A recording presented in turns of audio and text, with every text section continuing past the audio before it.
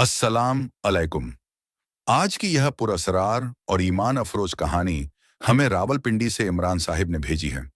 वो कहते हैं कि यह वाकयात उनकी जिंदगी का एक नाकाबिल ए फरामोश हिस्सा है, जिन्होंने उनकी सोच और शख्सियत पर गहरे नुकूश छोड़े हैं। आइए इमरान साहिब की जबानी उनकी यह हैरत अंगेज सरगुज़श्त सुनते हैं। ये 1989 के लगभग की बात है।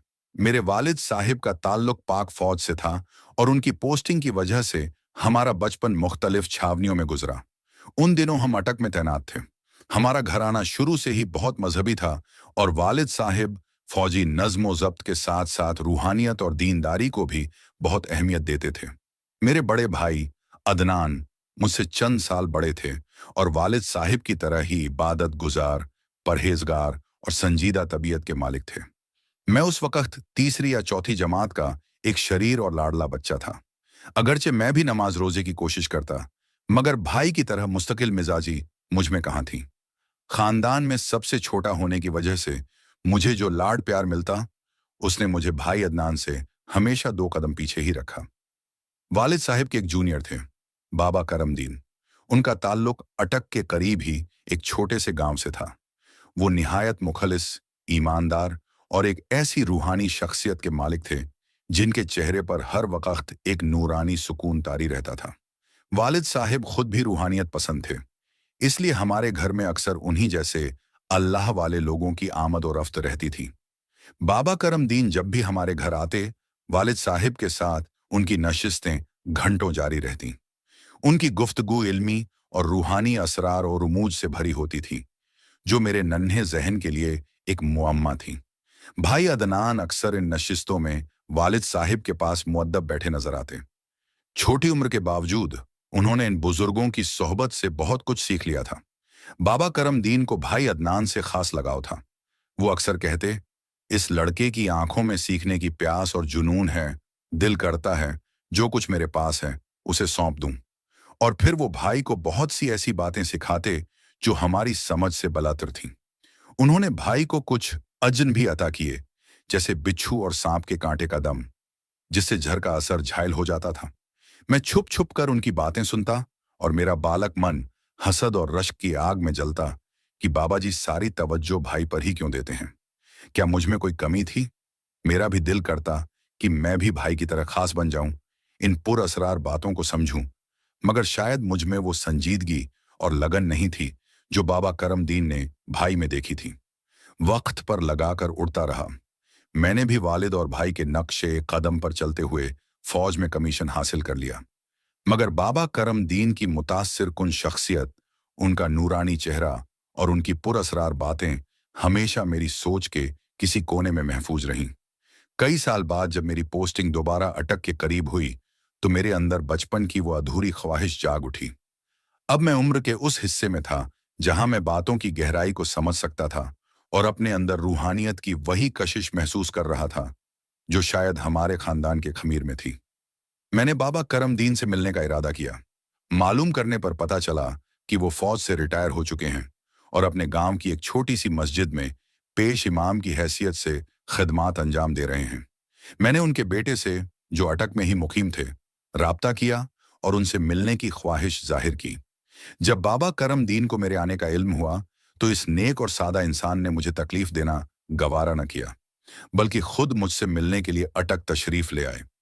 वो काफी ज़ईफ हो चुके थे, चेहरे पर झुर्रियों का जाल बिछ चुका था, मगर आंखों में वही पुरानी चमक और रूहानी सुकून था। मैंने बड़े एहतराम से उन्हें अपने साथ बिठाया और कहा, बाबा जी, आज आपकी महफिल मेरे साथ होगी। बचपन से मेरे जहन में कुछ सवालात हैं जो आज तक जवाब तलब हैं। वो धीमे से मुस्कुराए और बोले, पूछो बेटे, जो कुछ अल्लाह ने मुझे इल्म दिया है, तुमसे क्या छुपाना। मेरे अंदर की बेचैनी जो बरसों से दबी हुई थी, आखिरकार जबान पर आ ही गई।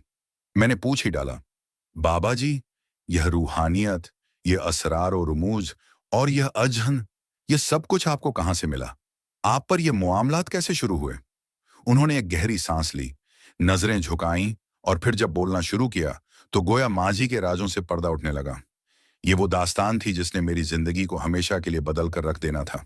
बाबा करमदीन ने अपनी दास्तान का आगाज करते हुए बताया, बेटे, ये पहली जंग अजीम के ज़माने की बात है। मैं ब्रिटानवी हिंद की फौज में एक सिपाही था और हमें बर्मा के महाज पर जापानियों के खिलाफ लड़ने के लिए भेजा गया था। वो जंगल क्या था? एक हरी भरी जहन्नम थी। घने दरख्तों की वजह से दिन में भी रात का समा रहता था। एक झड़प के दौरान मैं अपनी पलटन से बिछड़ गया और उस लामुतनाही जंगल में तन्हा भटकने लगा। उनकी आवाज में उस वक़्त की वहशत और तन्हाई का दर्द साफ झलक रहा था। वो बोले, एक तो जंगल की दहशत, दूसरा दुश्मन का खौफ और तीसरा भूख और प्यास। कई दिन तक मैं फल और पत्ते खाकर गुजारा करता रहा।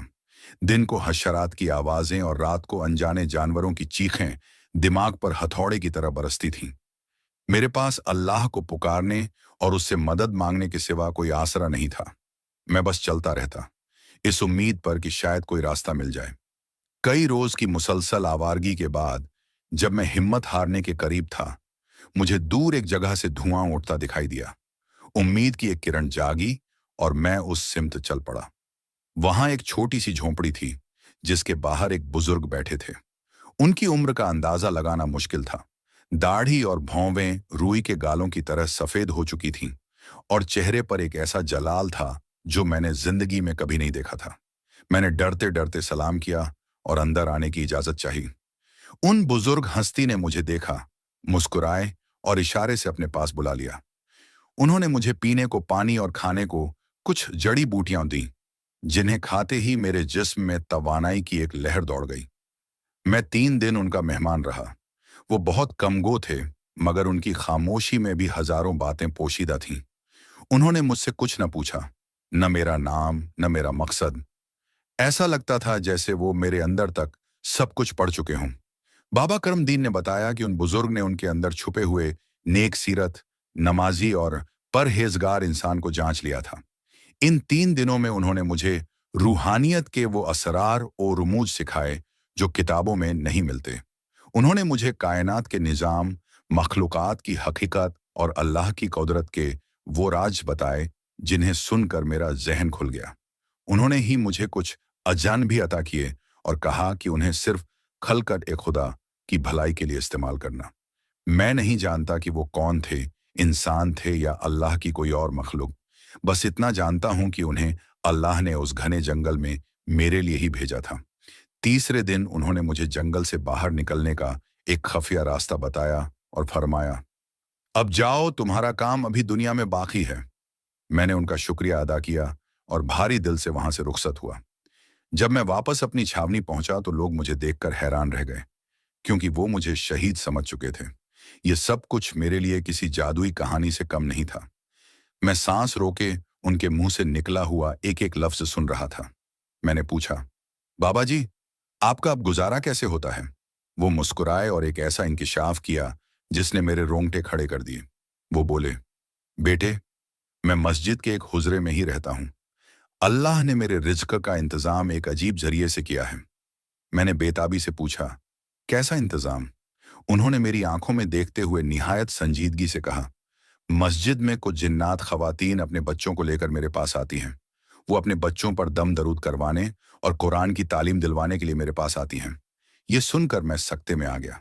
जिन्नात? और वो भी मस्जिद में? मेरे मुंह से बेइख्तियार निकला, क्या क्या सच में जिन्नात खवातीन? वो बोले, हाँ बेटे, वो बहुत नेक, मुसलमान और इबादत गुजार जिन्नात हैं। अल्लाह ने मेरी ड्यूटी लगाई है कि उन्हें दीन की तालीम दूं। यह इंकिशाफ इतना बड़ा था कि मेरे जहन में सवालात का तूफान उमड़ आया। मैंने खुद को संभालते हुए पूछा, बाबा जी, आप उन्हें देखते हैं? वो कैसी नजर आती हैं? मेरे सवाल पर बाबा करमदीन के चेहरे पर एक शफिक मुस्कुराहट फैल गई। उन्होंने कहा, हाँ बेटे, मैं उन्हें अल्लाह की अता करदा बसीरत से देख सकता हूँ। वो बाकायदा बुरखे में मलबूस होकर आती हैं और अपनी असली हालत में नहीं होती। मस्जिद में वो मेरे सिवा किसी और को नजर नहीं आती। मेरे अंदर का तजस्सुस उरूज पर था। मैंने हिम्मत करके पूछा, उनकी शक्ल कैसी होती है? वो बोले, उनका कद काठ इंसानों जैसा ही है, मगर चेहरा चेहरा कुछ कुछ बकरी की थूथनी जैसा होता है। यह सुनकर मेरे बदन में एक झुरझुरी सी दौड़ गई। मैंने कहा, बाबा जी, आपको उनसे डर नहीं लगता? उन्होंने नफी में सर हिलाते हुए कहा, डर कैसा बेटे? वो भी तो अल्लाह की मखलूक हैं, मुसलमान हैं, नेक हैं। जब वो मुझे कोई तकलीफ नहीं देती तो मैं उनसे क्यों डरूं? बल्कि वो तो अक्सर मेरे खाने पीने का बड़ा ख्याल रखती हैं। वो जो खाना लाती हैं इतना लजीज होता है कि मैंने अपनी पूरी जिंदगी में वैसा खाना नहीं खाया। उनके बच्चे भी बड़े बाअदब और मुहज्जब हैं, बड़े शौक से कुरान पाक पढ़ते और दीनी तालीमात हासिल करते हैं। ये बातें मेरे लिए हैरत अंगेज भी थीं और खुशगवार भी। आज तक जिन्नात के बारे में सिर्फ खौफ और दहशत की कहानियां सुनी थीं, मगर बाबा करमदीन की बातें सुनकर एहसास हुआ कि अल्लाह ने उन्हें किस खास मकाम से नवाजा है। इस मुलाकात में उन्होंने मुझे भी कुछ दम दरूद सिखाए जो आज भी मेरे पास महफूज हैं। इस मुलाकात के कुछ अरसे बाद मेरी पोस्टिंग वजीरिस्तान में हो गई। एक दिन हमारी फौजी गाड़ी शुमाली वजीरिस्तान के कस्बे मीर अली के करीब खराब हो गई। मीर अली का इलाका दहशतगर्दी के वाकयात की वजह से काफी बदनाम है और वहां का माहौल हमेशा तनाव का शिकार रहता था। गाड़ी ठीक होने में वक्त लगना था तो मैं करीबी छावनी में आराम की गरज से चला गया। वहां मेरी मुलाकात एक पठान सूबेदार से हुई। बातों बातों में जब जिन्नात का जिक्र निकला तो उसने एक चौंका देने वाली बात बताई। उसने कहा, साहिब, ये पूरी मीर अली छावनी जिन्नात के कबाइल से भरी पड़ी है। यहाँ रहने वाले अक्सर लोग उनकी मौजूदगी को महसूस करते हैं। ये अपनी मौजूदगी का भरपूर एहसास दिलाते हैं और लोगों को बहुत तंग करते हैं। मेरा 5 साल का बेटा भी उनके असरात का शिकार है। दिन ब दिन उसकी हालत खराब होती जा रही है और मुझे कोई साहिबे इल्म नहीं मिल रहा जो उसका इलाज कर सके। उसकी परेशानी देखकर मुझे फौरन बाबा करमदीन याद आ गए। मैंने उसे उनका पता दिया और मशवरा दिया कि वो एक बार अपने बेटे को लेकर उनके पास जरूर जाए। वहीं एक और फौजी अफसर ने अपना वाकया सुनाया कि उसकी नई नई शादी हुई थी और वो अपनी बेगम को लेकर मीर अली आया था। दिन में वो दफ्तर होता और बेगम बैरक में अकेली होती। उसकी बेगम के साथ अजीब और गरीब वाकयात पेश आने लगे। कभी बर्तन खुद ब खुद गिरकर टूट जाते, कभी चीजें अचानक गायब हो जाती और अक्सर दरवाजे पर दस्तक होती मगर बाहर कोई न होता। वो बेचारी इतनी खौफजदा हुई कि वापस अपने मैके चली गई और कसम खा ली कि जब तक उसके शौहर की पोस्टिंग वहां से नहीं होती वो वापस नहीं आएगी। ये तमाम वाकयात सुनकर मुझे बाबा करमदीन की बातों पर यकीन और भी पुख्ता हो गया। कुछ साल बाद मुझे इत्तला मिली कि बाबा करमदीन इस दुनिया से रुखसत हो गए हैं। इन्ना लिल्लाही व इन्ना इलैहि राजिऊन। आज भी जब उनका नूरानी चेहरा मेरी आंखों के सामने आता है तो मेरे लब्बों पर एक खुशगवार मुस्कुराहट फैल जाती है। बिलाशुबह वो अल्लाह के चुने हुए और नेक बंदों में से थे। मैं आज भी उन्हें याद करता हूं और उनके लिए दुआए मगफिरत करता हूं। फौज की जिंदगी हमें ऐसे कई अनोखे तजुर्बात से गुजारती है, मगर बाबा करमदीन से मुलाकात मेरी जिंदगी का सबसे कीमती और पुरअसरार तजुर्बा था।